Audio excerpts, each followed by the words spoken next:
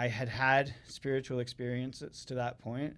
Like I remember having experiences where I had felt that my sins had been forgiven, and I had experiences where like I felt the Spirit strongly, but I didn't have a testimony of the restored gospel.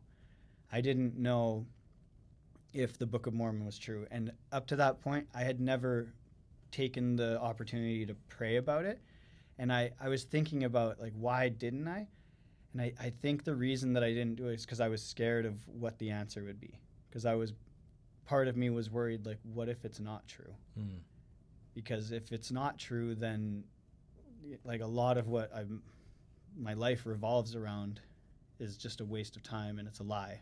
I remember I went to my room and I was dead set on finding out if it's true or not, because we always, like, we read in the scriptures, like, if you lack wisdom, ask God, or like in the Book of Mormon, in the 10th chapter of Moroni, like, it says if you ask God with sincerity of heart, that He'll manifest the truth of it unto you by the Holy Ghost.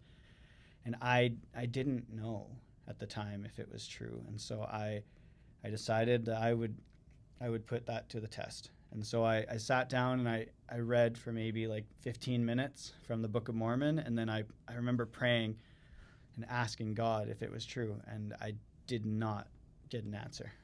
So I told God, I really want to know if this is true, because if it is true, then it should be the most important thing in my life. It should be the most important thing in the world. And if it's true, like, I'll live the gospel. I will serve a mission. I will do everything that's expected of me. But if it's not true, then let me know, God, because I don't want to waste my time. And so I told God I was going to do the same process for a week. I said, I'm going to do this every day for a week, and if I don't get an answer by then I'm convinced that it's not true. And so then the next day, I went about my day, and then that night I read the scriptures again.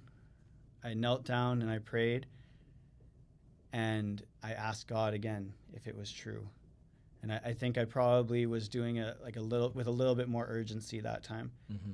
And I can't necessarily describe the feeling that I had, because it wasn't just a feeling. Like, I was completely overcome with joy. The Spirit was so strong, and I knew without a doubt that it was true, that it was all true.